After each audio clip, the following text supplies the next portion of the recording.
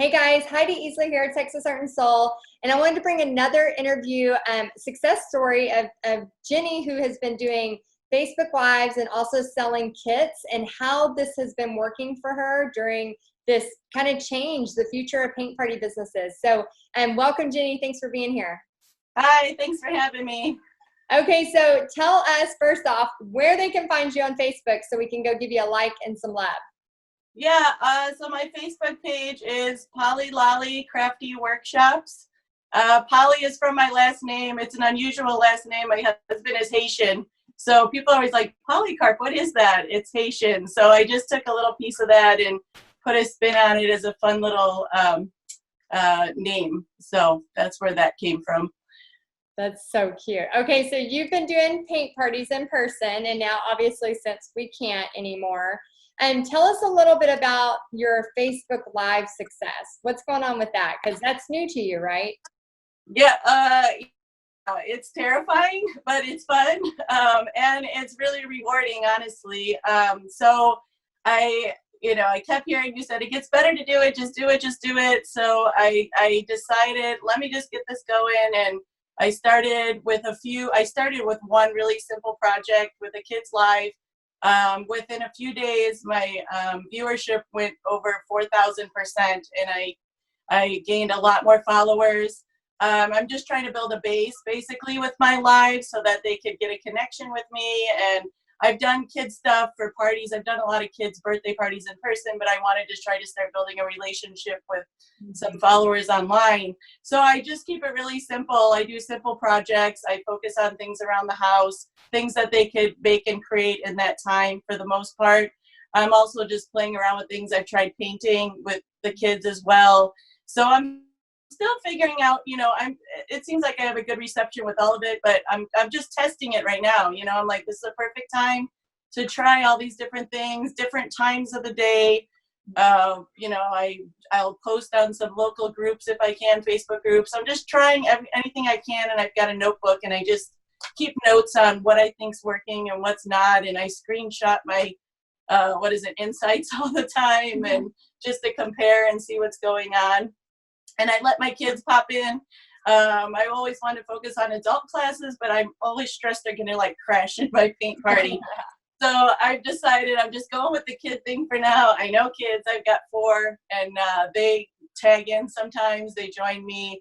And I think it just keeps me a little more natural too. It just sort of, and it keeps the staring at me maybe because I don't like to be on video. And one other thing is I get pretty goofy on them. I already feel silly being on camera. So I've been wearing some kind of props when I do these projects. And I've been dressed as a llama, a koala.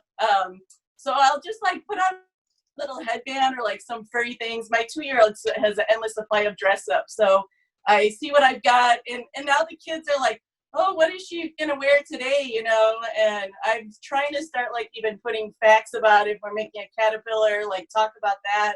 So that's sort of, evolving with the kids, but they're loving me looking like a fool dressing up. And I love that. Oh, my gosh. So, Jenny, that is brilliant because the kids, they're going to YouTube, they're going to different places, but then when their, mom is scrolling through Facebook and they see you dressed as a llama, painting a llama, how fun is that? They're, of course, going to want to see. And that's probably why you shot up 4,000%, because you're having fun with it. Yeah. That is, like I said, I feel silly, so I'm just going to be silly. I don't know. No, I love that. That's so cool. And she's talking about checking her Facebook insights. Here's the thing, when you are tracking stuff, it makes you want to see that grow. Anything you're tracking grows. Kind of when you're thinking about losing weight, you go weigh yourself, you write it down, you look the next day, did I do good? Did I do bad? Do I need to not eat the Oreo ice cream? It's just what we track, what we measure grows. And so I love that you're screenshotting your insights because you're seeing that, wait, I did this and now it's causing an effect in the positive. Yeah. So your kids are kind of coming in, you're doing kid lessons. Tell us a little bit. I know you're building that relationship online. And for those of y'all that are new to building an online presence, and Jenny with her Facebook page, you're going to have so much potential from building this to, if you want to move to Facebook ads and reach even more people. What could you tell us a little bit about your art kits? This is another way, we do in-person parties, which kind of have stopped right now, virtual paint parties, stuff online, as well as art kits. And you're having a lot of success. Could you talk about that? I am. So I think, like I said, it's just all naturally, they're sort of crossing each other, and I've got to get that point and know exactly where to go from there. But I started with some kids. I like to do a lot of different crafts besides painting, and I'm a hoarder with craft supplies. If you could only see left and right of me. So I was thinking back, I taught at the Y for a while with kids, and it was low budget. So I started thinking projects I could just whip out really quick that I've even done before. And I started doing these little like recycled cardboard with yarn and these funny faces. And I started those kits, and I know I wanted to do paint as well, but trying to find canvases and white paint is like the new toilet paper. It was so hard to find some of those supplies, but I wanted to start the momentum of kits. So I started with these cardboard faces with yarn, and they're just really simple. And that's how the Easter Bunny with this, I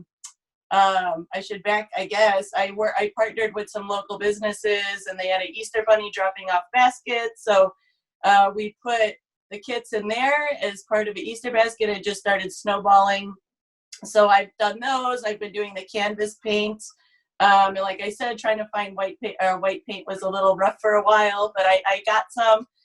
So I'm going to start that up again. But I sold probably, 60 something canvas kits. I sold 60 or 100 of these cardboard face kits. Wow. And the cardboard face kits, it was like I had all the supplies. So I didn't spend a dime technically on those, and I was selling them just $10 a kit with that.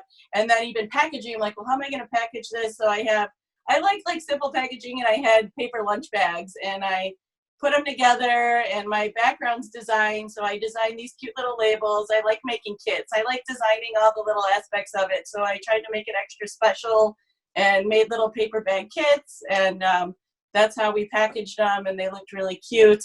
And then with the canvas kits, I was doing a lot of this unicorn I drew. So I started squirting some glitter glue in a little container, and I made this cute little note that says, if you want to make yours extra magical, you could paint it on. And it was a surprise. They didn't know they were getting it. So that's been a hit. People were like posting like, oh my gosh, this is so cute. So I think to add like some kind of extra little special thing they're not expecting helps a lot. And then it spreads the word. So I'm still trying. I'm just trying different things and seeing what's going on.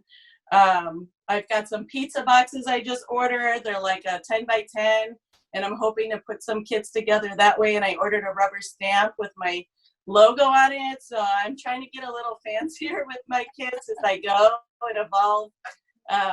So yeah, I've just been really busy experimenting. I think that's the main thing. Just experiment. If something doesn't work, just say, oh, well, just move on to the next thing. I mean, I've experimented with a lot of stuff. So you just go for it. And, you'll see other people selling, and areas are different. Ours is really hit hard financially. So it is a little trickier. So I think that's why I've had to keep trying to try different kind of things to see what works and what people are interested in. But yeah, just don't give up. Just, you could have a slow week, and the next week you could be busy. So you just got to keep putting it in front of people, which I know you say all the time. Yes. So. Yes, consistency is key here. And I love how you partnered with a local coffee shop, and you also partnered with so the local coffee shop they could come get a coffee for a discount and pick up your kit. Is that correct? Mm-hmm. Yes. So yeah, sorry. I know I was like trying to fit it all in. So yeah, right before it really got strict here, you could still travel around, and a lot of stuff was open, but it was getting restricted. So I messaged this coffee shop I really like, and I'm like, hey, do you mind being a pickup location for my kits? And in return, because I really like to work with local and keep everybody going. That's always been a main focus of mine, mom businesses and just local businesses in general. So I talked to them, and I had a bunch of kits for pickup. So when they picked them up, then they got like a discounted coffee. And then I had a children's consignment store as well. They sell like clothing and stuff. So they were getting like, I think they ended up doing a coupon or some kind of certificate to come back later. And so it just sort of built from there, just from a simple post. I said, is there any local business that wants to partner up with me and, do this? And of course, there were a lot of people that, said no, but I got a few that said yes. And with the Easter Bunny, she had a business doing costumes for kids and birthday parties. So she kept ordering kits, and she still continues to order kits, and she's putting them in like a birthday package kind of thing for kids. And you just keep going. So she's almost like my regular customer. I get about at least 10 orders a week from her so far since we started this. So, yeah. And who knows how that's going to evolve, that relationship. And so you literally did one post on Facebook. Any businesses want to collaborate with me or be a pickup spot for this. And from that, you started a pickup spot at a coffee shop, came in contact with the person who runs an entertainment business. And now you've sold, in at least 200 kits probably, would you say, since then? At least 200 in the last few weeks. That's crazy. It's so I know I should have kept track, but I really just keep going, I've got some I need to ship, and that's a challenge, trying to figure out shipping costs, because I do have a big chunk of my business. Well, I'm from the Midwest, so I still have all those people that are still following, and those are a bunch of my live people. So they're not getting my kits, but they're doing they're participating in my live. So I've got like a West Coast and a Midwest thing going on. And I'm trying, like I said, I'm trying to bridge it all together and, figure it out. And I wanted to do adult painting. That was my thing. I did just a lot of soul searching. And like I said, I gave up for a little bit when I moved. I felt helpless and I didn't want to start all over, but then I love art, and it was just this natural thing. It was the thing that made me feel better. So that's why I have like a rainbow for my logo, because it's like after the storm, and you're starting over, and there's always like positivity. And that was my focus. This was even before anything happened with all of this COVID-19 stuff. So again, I was focusing on that, but I had to pivot to the kids, I think, because then there was the demand for the kids. And, who knows about the adults in the future. I still want to bring that in, but I think right now it's the kids. I'm doing kids. I'm dressing up silly and I'm teaching kids. Well, I would have never thought I was doing this, honestly. I mean, and that's the thing too. Like, I love the dress up thing. I think that is awesome. And I think that's entertaining. People need to laugh right now, and you're spreading joy and laughter, and they need that, just something besides the doomsday story. Like, I know there's so many sad stories out there. Yes. And, I'm not trying to discredit that at all, but we do have to have times where, yes, we watch the news, but then we got to figure out how to see a positive in all of this. And so I think just, man, I would love to scroll across, somebody dressed as a llama, painting a llama. Like, that's so much fun. And then I think too, just the idea of you talking about starting over, and, right now, with what has happened, I think pretty much everybody in the world, unless they're an essential worker, has had that feeling of, oh my gosh, I have to start over. Like, it is, we are, restaurants are starting totally over. All of these, hairdressers, all of these different businesses. And I think the same thing is true with paint parties. People who started doing paint parties and had this, kick-ass Christmas and all of these, great seasons. And then all of a sudden they're like, what the heck? Like, spring parties were supposed to start, and now what is happening? And I just think it is it's just so like such like resilience with our creative people, how like we're problem solvers, and like you just go in there, and yes, maybe you didn't want to start over, but you're like, this is me. This is what I do, and you're picking it up. So what can you speak to that person who just feels that loss of hope? I mean, I know you've been through it. Actually twice, because when my business was really good, my 5-year-old has immune issues with breathing, and he was hospitalized ICU twice, and I had to cancel a lot of parties. So then I walked away from it then too. So I've started over a few times. I think, as artists, our brains are always going. We always want to be creative. So listen to that. Don't give up. you know it's in you. You feel it burning in you. And even if you take a break, like I said, I took a break for about a year when my son was sick. And then I took a break for almost 2 years when I'm a year and a half when I moved. And that's when I felt really, really low. Like, do I want to do this again? But I kept wanting to do art. I kept like making art and thinking about it. And you just don't want to give up on it. Just listen to that little voice, even if you just do a little something, you know. What I tell myself is there are so many people in this world, and especially if you're doing lives, there are billions of people. If you just get even a handful of those people that relate to you, don't change who you are, be who you are, and they will follow you. Because sometimes I've always got voices telling me, oh, this person's so successful, why are they going to follow my kids' lives when, you know, they've got 50,000 people following them? But then it's like, you know what, they just sort of grasp onto you. And that's what I've been noticing with me. Some of them, they just like me. They like the smaller group even. They like that there's more interaction versus like a giant group of people that are following somebody. Mm-hmm. So just keep with it. You just keep going, follow that voice. Just try to make something every day or have a creative wall. I have this wall. This is actually my dining room. So I have this wall. So when I come in and I have coffee on the other side of your coffee maker, it inspires me every day, even on days when I just feel like I can't do this anymore. I've got it's called my happy wall. This is my happy wall. And it just keeps me going. And some days you're going to feel like, you know, what am I doing? But just don't give up on art. You know, as artists, it's in us. I don't know any artist, I think, that's ever said, I don't create anymore. I don't know. You know, you can't ignore it. You're always creating something. Yeah, you can't ignore it. You might take a break from it, but it always seeps back in, no matter right. What. Yeah.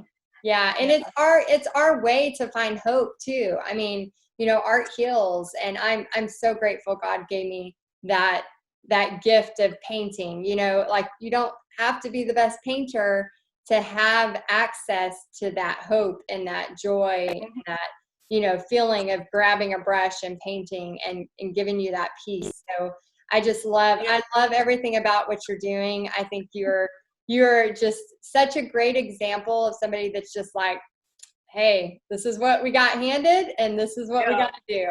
And I don't know what I'm doing. Seriously, people will think I know what I'm doing. I don't know what I'm doing. Just go with it. And one thing else I wanted to mention was with my kids' classes, I don't bring anything up about quarantine or COVID-19. Even my daughter was pointing out that's 11. She's like, Mommy, you know, you go to the app store and the first thing you see is COVID-19. Like you see it everywhere. Yeah. And she's like, it's stressing me out. So I try to make my place, we don't, you know, we're just bringing happiness and we're forgetting about things and we're creating and just trying to stick with that. I don't, you know, in the beginning I'd be like, oh, I can't find this paint, but I'm really trying not to like bring up any kind of thing like that anymore. We're just there to create. We're there to have fun. I want them to forget about, you know, maybe what they're feeling for a short time. Yeah. So that's been the focus. Yeah. Yeah, so. That's so true. I mean, you can see it everywhere. Like you log into your bank account and it's saying at the top, it's like, come on, like it's hitting us everywhere. And exactly. You know, people need just a little bit of normalcy. And if they can find joy watching you paint a llama dressed as a llama and then glitter surprise, I mean, I don't think anything better. So that's so much fun. Well, any final words you want to leave before we end this in this talk? Is there anything you can tell somebody out there that maybe, since you've had some cool success with Facebook Lives, what would you tell somebody that's like, I know there's opportunity. Heidi's been telling me there's opportunity, but I'm terrified. What would you tell them?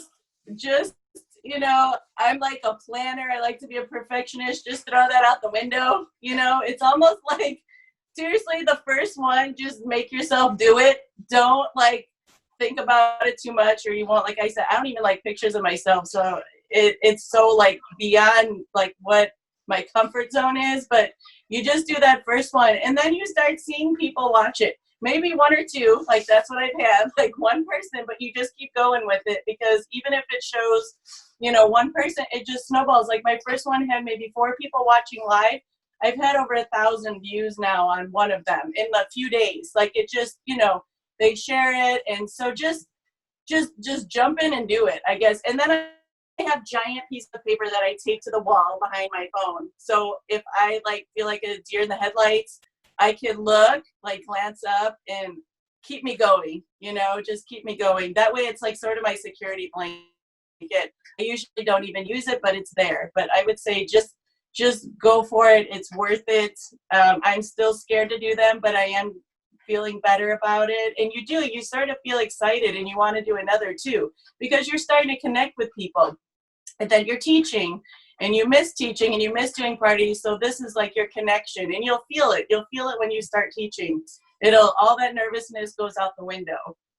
And if you know what you're talking about, you're fine, And it does make you feel like you're not alone, especially if you're like at all day, maybe your husband or your spouse or, whoever is an essential worker and they're gone, and you're there all day, That's me. I'm alone all day with them every day. Yeah. So we need that kind of like interaction. And then another little thing I wanted to tell you is, Jenny, even now I've done thousands of Facebook Lives and I still have a piece of paper with my talking points behind the camera because I get talkative, as you know, I'm a talker, and I'll forget to stay on track. And so I can always go back to that like a North Star and go, oh wait, I need to right. It's true, because sometimes you're like, what was I just saying? Where was I? And then one other thing I would say that was really embarrassing that happened a week ago, but those are the best things, So I was going to do a quick live on Paint Party headquarters about those kits I did. So I start the live, and then I have this person pop up showing who's watching, and it's my cousin Billy that's like an economics professor. And I'm like, Cousin Billy, what? You're in PPHQ? I mean, when did Cousin Billy join? So I just start going, and I'm like, this is not right. And I'm just like, and then I just deleted. I realized it was my personal page. But I'm like, Billy, I did not know you like to paint. I was so confused. So make sure you know which one you're putting your live on. Oh my gosh, you know how many times in Paint Party headquarters I'm like, I'm in the right group, right? Am I in the right group? Just want to make sure I'm in the right group before. Because they don't tell you, and you're just. Yes, that is. So yeah, Billy is not a member of PPHQ. Well, Cousin Billy, we would welcome you into PPHQ if you're interested. That's so funny. Oh my gosh. Well, I'm so happy that you spent some time with us. I know this is going to encourage some people. So Jenny went from not doing Facebook Lives to now, just in a few days has over 4,000%. I mean, I'm telling y'all. People are like, I don't know about doing Facebook Lives. I don't know about doing Facebook Lives or Facebook ads. I'm like, you have no idea the potential. So I just wanted to give you props for stepping out of your comfort zone and doing it. Yeah, and I'm a big cheerleader. If somebody needs some help or whatever, just message me or whatever. I will be there to cheer you on, and I will watch your live if you need me to. I will be there and watch your live with you. That is awesome. And where can they find you again? Tell your Facebook so they can go. It's Polly Lolly Crafty Workshops on Facebook. Yeah. So Polly Lolly Crafty Workshops. Yep. On Facebook. Okay, awesome. So y'all go follow and check out. I gotta go find the llama now. So Polly Lolly. I a little nose, and I made a quick headband, like literally 2 minutes before the video. I made a quick hot glue gun headband and some furry hands. So, and my daughter llama too. So there's 2 llamas. You got to do that on every kid thing. Like whatever there's an artist named Cassie Stevens. She's out in Nashville, Tennessee. And I don't know if you know her, but I've interviewed her a few times, and she creates her outfit for her. She's an art teacher, elementary art teacher, and she creates her outfit. So if she's teaching Starry Night, the woman has created a whole Starry Night dress, including like a headpiece, and she has a blog called What the Art Teacher Wore, and it's awesome. But it reminds me of that, and every day I gotta check that out. Yeah, seeing what she did, what she made, and so yeah, that's so cool. Well, I'm excited for you, and like I said, thanks again for taking time out of your day. We really, really appreciate you. Yeah, thank you for having me. This was fun. I was nervous, but see, here I am. I did it. Whew. You did it. It's not too bad. And everything gets easier, guys. I promise. It does. It really does. It does. So, well, thank you. You're welcome. And everybody, if you'll please put, make sure you go show some love on our Facebook page. And then if you'll please put your takeaway from this interview, maybe let us know one thing you're going to try scared, even though you're scared. Yeah. So, all right. Well, we'll see you next time. And bye, guys.